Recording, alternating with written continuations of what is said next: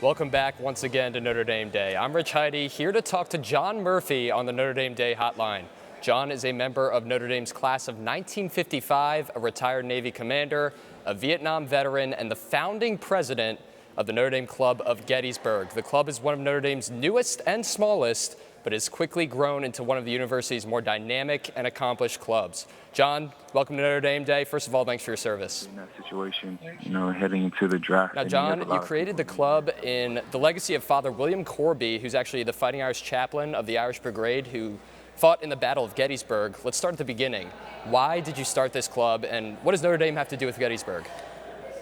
Well, I guess it was out of respect for what Father Corby did here.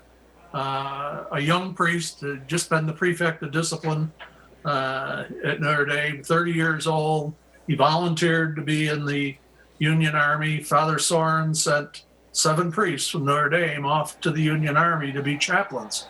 And there were no rules for the chaplain corps those days. They had no uniforms, they had no pay.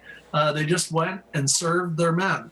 And one of the reasons they did is that a lot of the young men that were volunteering in the second and third year of the Civil War were from the big cities of Boston, New York, and Philadelphia. They were packed into Irish ghettos. They were not really wanted there. And they were saying, okay, we'll go and fight for our country, our new country, but we won't go into battle without a priest. And they made it very clear. Father Corby was one of the first priests. So was Father Dillon, but 7. And they were the Fighting Irish. The brigade was about 3,000 when the war began at Bull Run, and it dwindled down to about 500 by the time Father Corby gave general absolution at Gettysburg. A very unusual act, rarely done, only done in very unusual circumstances where time is of the essence. And of the 500 that he blessed, about 300 returned to the spot. The rest remained in a place called the wheat field, had met their maker. So I moved to Gettysburg in 1990 to start teaching Russian at Gettysburg College. And I was walking on the battlefield one day and I saw this statue and I said, my gosh, that's Fair Catch Corby. And I went and read the plaque by it, and it honored the 100th anniversary when Father Hesburgh came to Gettysburg in 100-degree heat in full vestments for a full mass on the site. He was a guest of President Eisenhower. And we take our anniversaries very seriously here. And we've had 7 of 18 Notre Dame presidents come to Notre Dame over the years, Father Corby being the first, because he came for the 25th anniversary.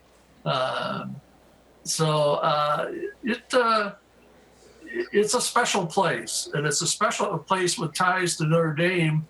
But I didn't know where the real ties were made. And so I talked with the Park Service and the National Park Service here in Gettysburg, and they said, we do have presidents from Notre Dame come on the big anniversaries. And other than that, we don't see much of Notre Dame. Well, I did, just walking the field. I would see rosaries hanging from Father Corby's hand, cigars under his hat, et cetera, et cetera. And so it was special. I said, maybe I got to make this more official. What I'm going to try to do is build a bond between Notre Dame. And I would use the statues as a way of doing it. And we discovered that the statue here at Gettysburg was put up in 1910 by the Irish Brigade veterans. They had tried to get Father Corby the Medal of Honor. They called him their fighting chaplain. And it didn't work. The Army said, no, we don't do that for non-military. And I've done research.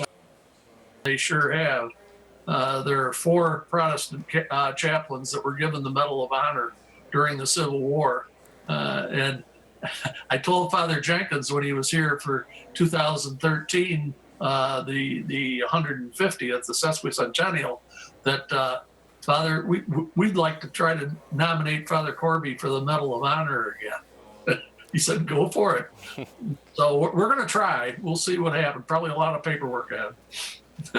Pretty amazing, John, and so much to commemorate, obviously, at Gettysburg with the Battle of Gettysburg, et cetera, Gettysburg Address. And I understand you now hold a military field mass each year. Can you tell us a little bit about that and what its significance is in terms of the club? Yeah, good question. The field mass was what I really was after at the beginning. I didn't know. Oh, there's Father Jenkins at the 150th. I call that the president to president blessing at the field mass. Anyway, the field mass is very special. It commemorates an event. It isn't an absolution, certainly, but we thought the least we can do is hold a military field mass at the spot where Corby gave general absolution.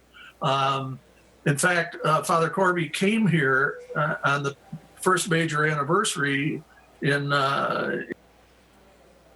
and